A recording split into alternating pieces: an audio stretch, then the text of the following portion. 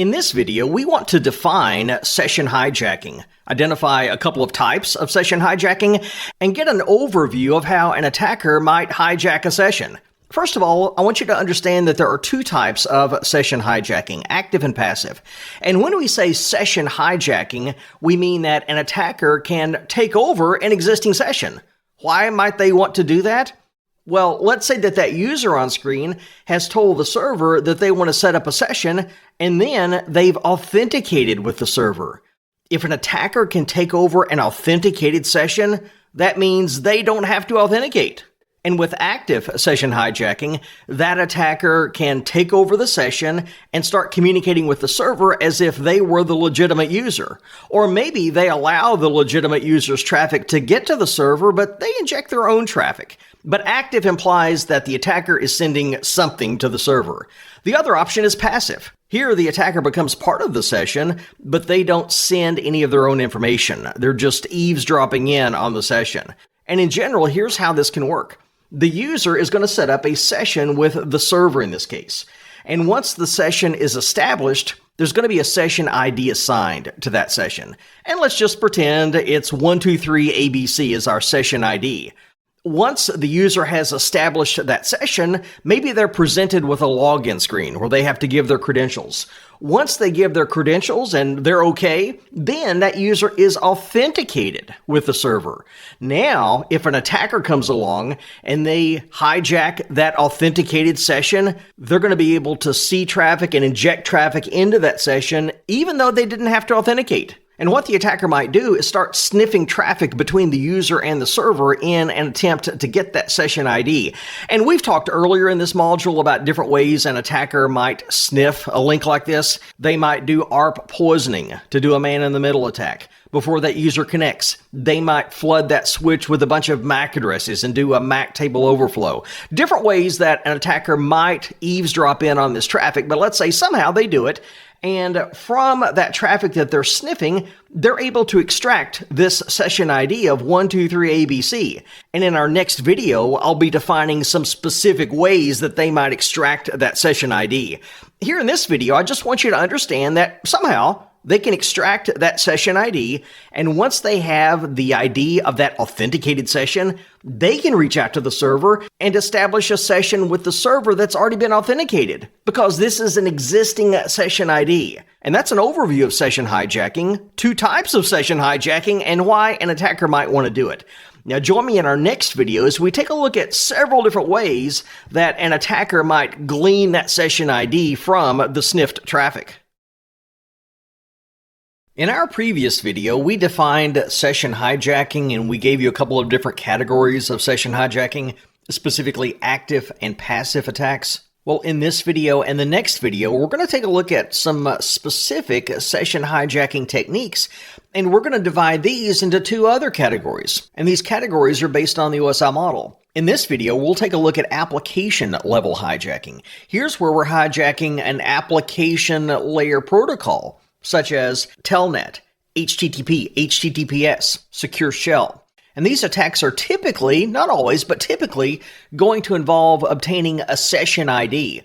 As we mentioned in the previous video, if an attacker can learn the session ID of a session that's already established and authenticated, then they can join a previously authenticated session so they don't have to go through the authentication process themselves. We'll take a look at some of these techniques in this video, and then in the next video, we'll take a look at network level hijacking. Here, the attacker is hijacking a network layer protocol like UDP or TCP, and this is usually going to involve packet interception. But for this video, here's a listing of the application level hijacking techniques that we're going to be discussing. And most of these are going to involve obtaining a session ID. Let's define that first.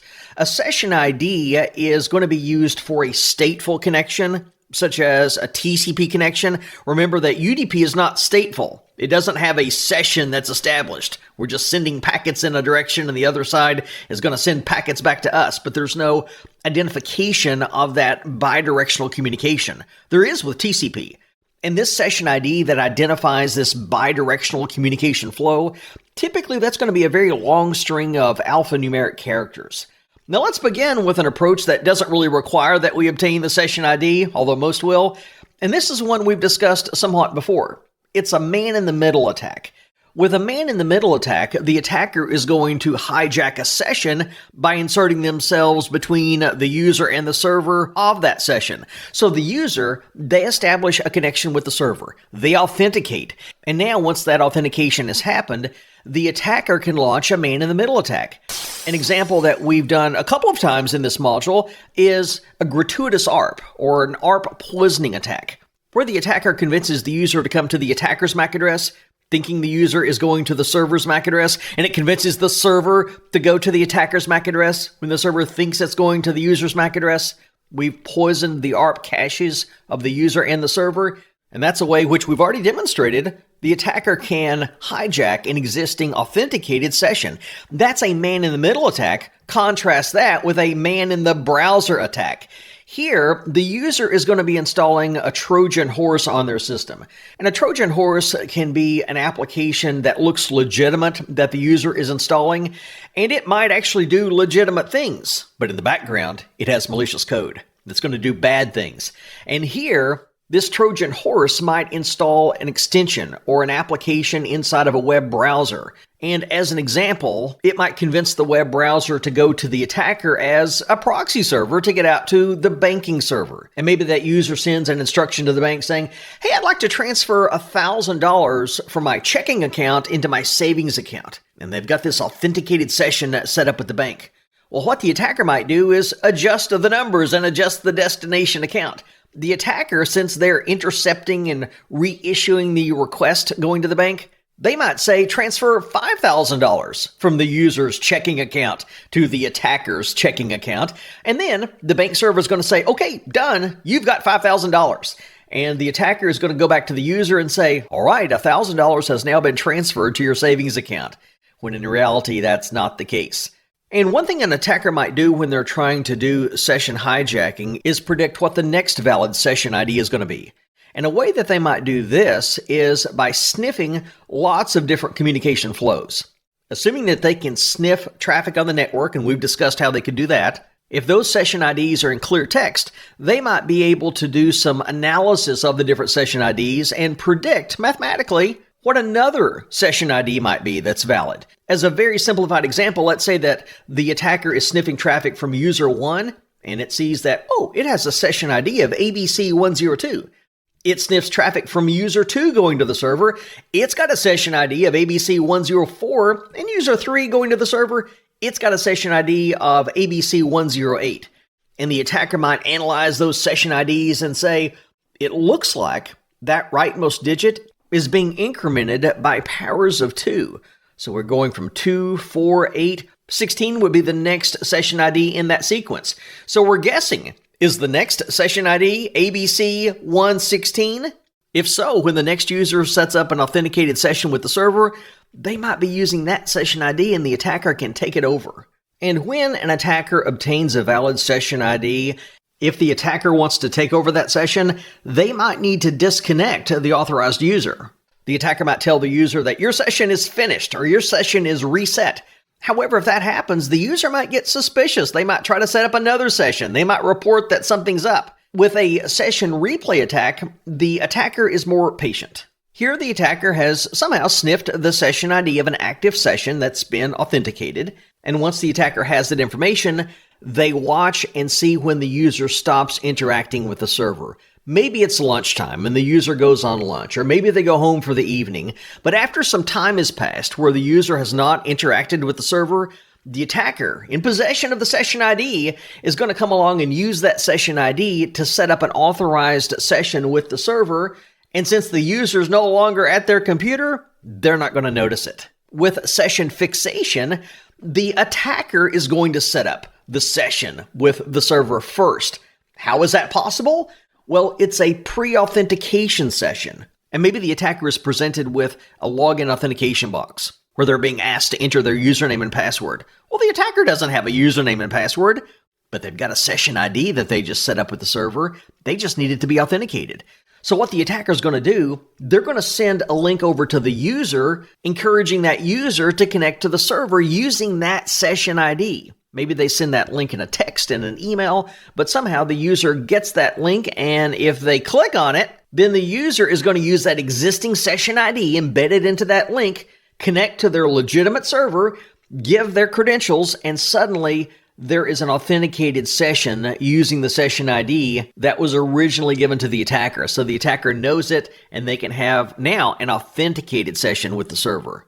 Another approach is called cross-site scripting, or XSS for short. Here the attacker is going to send a malicious link to the user. They might do that in the form of email, maybe it's a text, but that malicious link is going to execute some code on that user's computer which says, after you set up an established session with the server, you then should send your session ID, which in this case is 123ABC, send that session ID down to the attacker's machine. Now the attacker is in possession of a session ID of a session that has been authorized, and you guessed it, they can then set up a session using the session ID of 123ABC for a session that has already been authenticated. A variation on cross-site scripting is cross-site request forgery, and you might see this abbreviated a couple of different ways in the literature. You might see it as CSRF or XSRF. Here the user is going to be going to a website that the attacker has control of, or maybe the website looks like a website that the user would typically visit, but maybe the attacker used DNS poisoning as we discussed earlier, and they have a fake version of that website. And when the user goes to that website, they're going to get some malicious code. So let's say the user sets up a session with the server. They're given a session ID of 123ABC. We'll assume the user has logged in. It's an authenticated session. And then the user is going to be asked to go to this website, which is really under control of the attacker. And the way they're going to be asked to do that is maybe they receive a text, or maybe they receive an email saying, here, go to this site and update your credentials, as an example. Well, when the user does that, they visit the website and they hit some malicious code. And that malicious code says, I want you to take your session ID, which is in this case 123ABC, and I want you to send that over to the attacker's machine. So now the attacker has a session ID of an authorized session, and they can hijack an authorized session with the server using the session ID, in this case of 123ABC. And that's a look at a few different application level session hijacking techniques. Now join me in our next video as we take a look at some network level session hijacking techniques.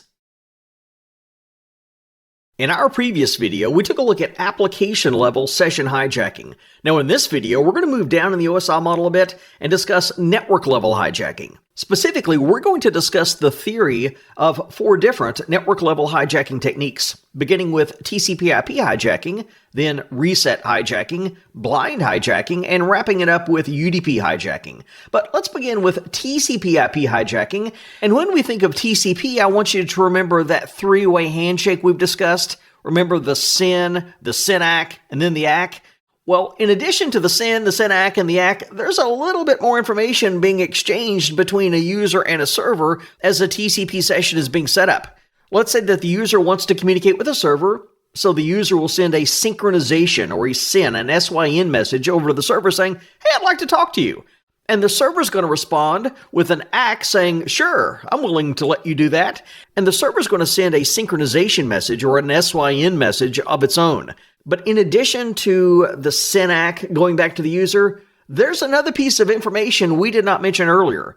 It's called the ISN, the initial sequence number. Because with a TCP session, we give a sequence number to the different segments making up that bidirectional flow. And when the user responds with their ACK, they're acknowledging the SYN the server sent them, they increment that sequence number by 1.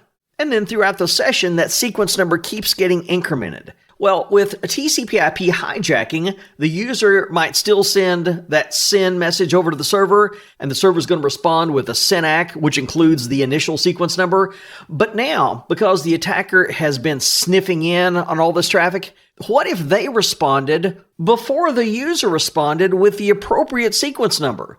In other words, the attacker, they now know what that initial sequence number is, so they increment it by 1, and they send an ACK and the incremented initial sequence number just a split second before the user does. Well, since the attacker was first, that user gets blocked out.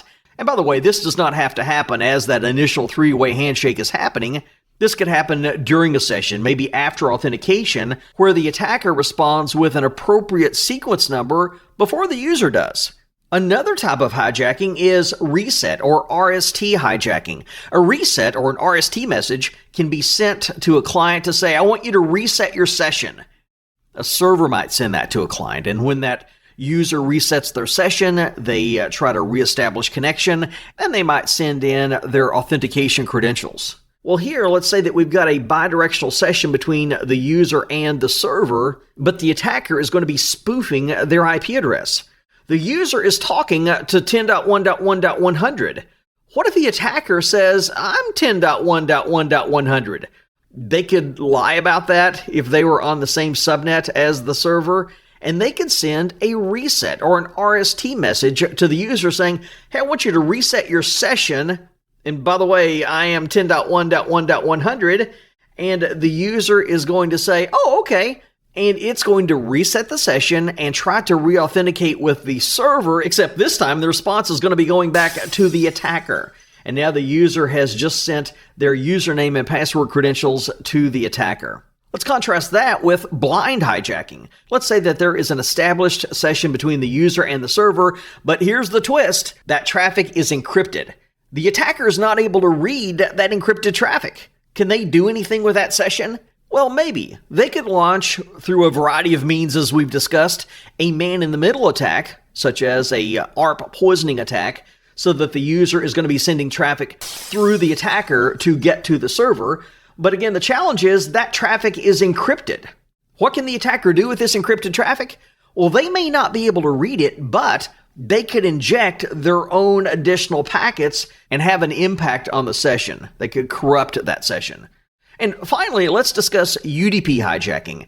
And I hesitate to call this session hijacking because it's not really session hijacking. UDP does not have sessions. Remember that UDP is connection-less, while TCP is connection-oriented. So it's not exactly a session, but if we have a bidirectional UDP flow between a couple of devices, the attacker could inject their data instead of the data from the legitimate client or server. However, a lot of our protocols like Secure Shell, HTTPS, they don't use UDP, they use TCP.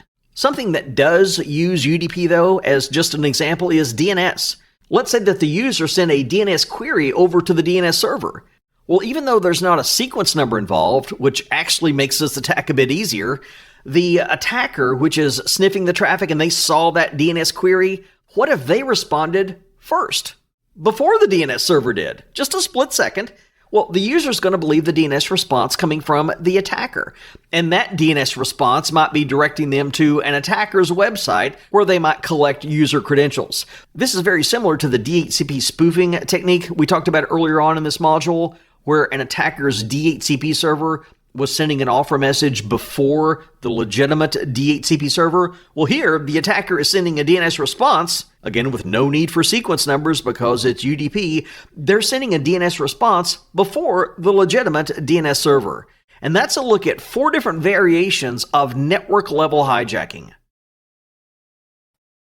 So far in this section, we've defined session hijacking. We took a look at several different examples of session hijacking. We considered application level and network level hijacking attacks. Now in this video, I want to give you just a sampling of some of these session hijacking tools that are out there. And you can do an internet search and reveal many, many more, but these are a few of the more popular hijacking tools. One is called Cookie Catcher. And remember when we talked about cross-site scripting or XSS? Well, Cookie Catcher is going to use an XSS vulnerability to steal session IDs. And if you want to download Cookie Catcher from GitHub, here's the URL for that. Another one is Surfjack. This can hijack not just HTTP sessions, but also HTTPS to steal their cookies. And if you want to experiment with Surfjack, here's its GitHub location.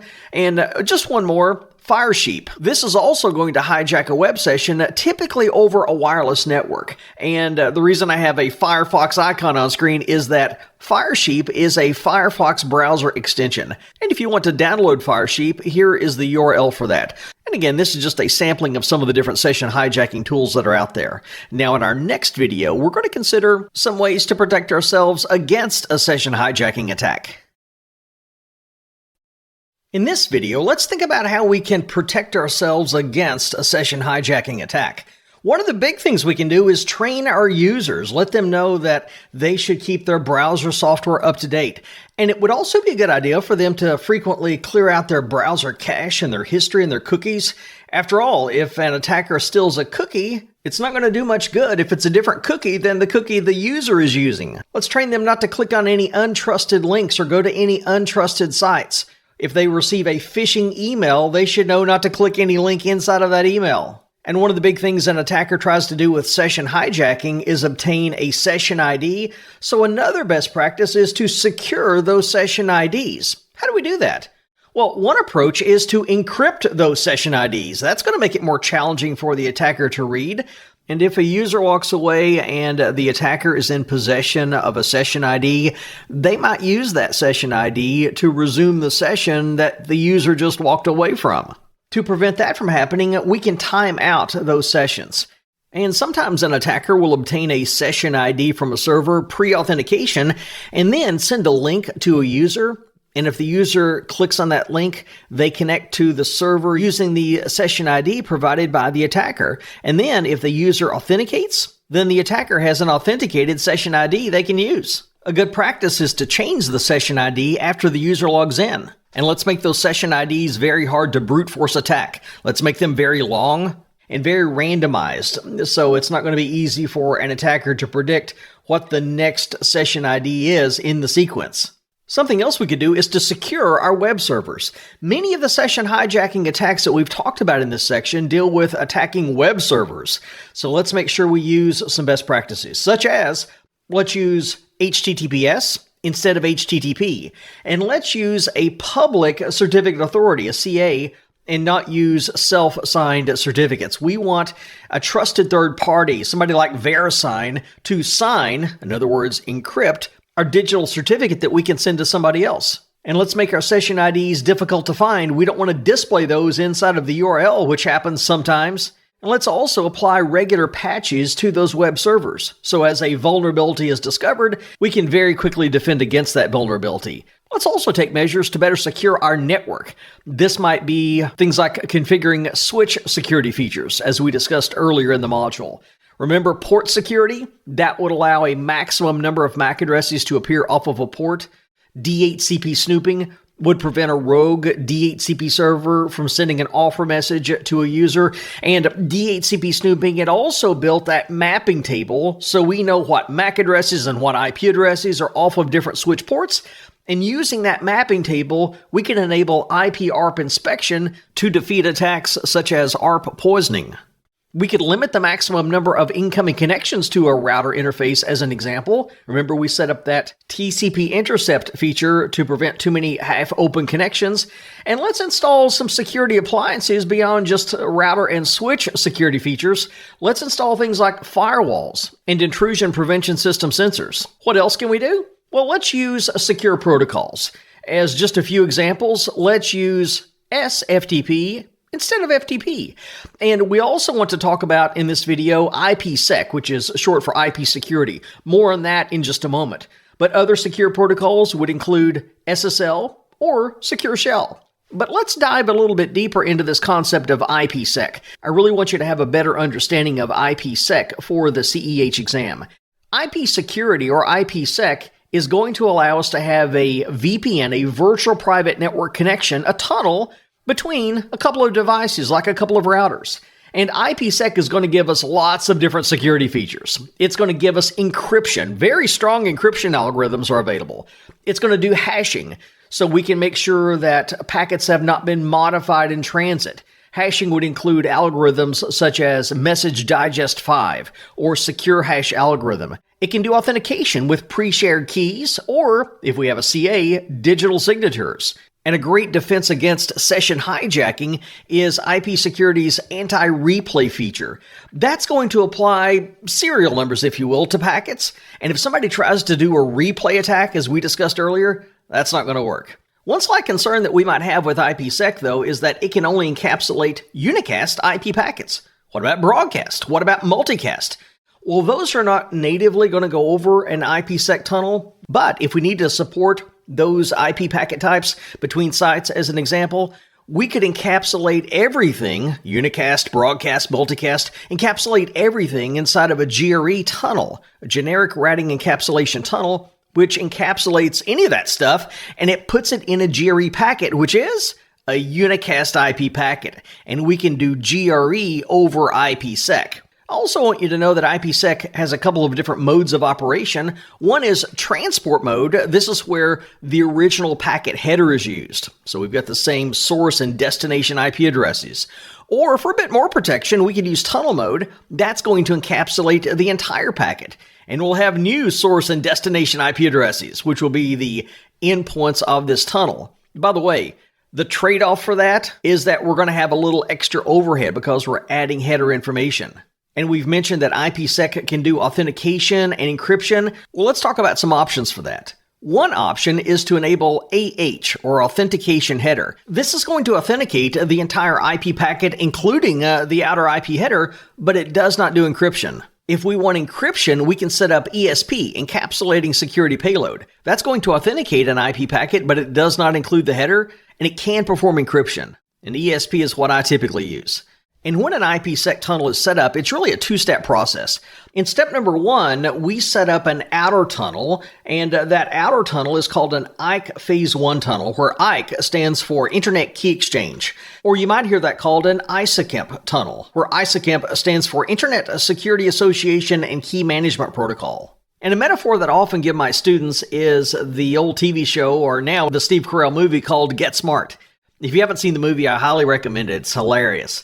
But in that movie and in the old TV show, when Max wants to talk to the chief, he insists on lowering the cone of silence. Now, the idea behind the cone of silence is that it is a secure communication container where they can have a back and forth conversation and nobody else can eavesdrop in on their conversation. Well, it doesn't work very well in the TV show or the movie, but that's kind of what's going on here with IKE Phase 1. We're establishing a cone of silence, if you will. We're establishing a secure communication path where we can have a secure connection.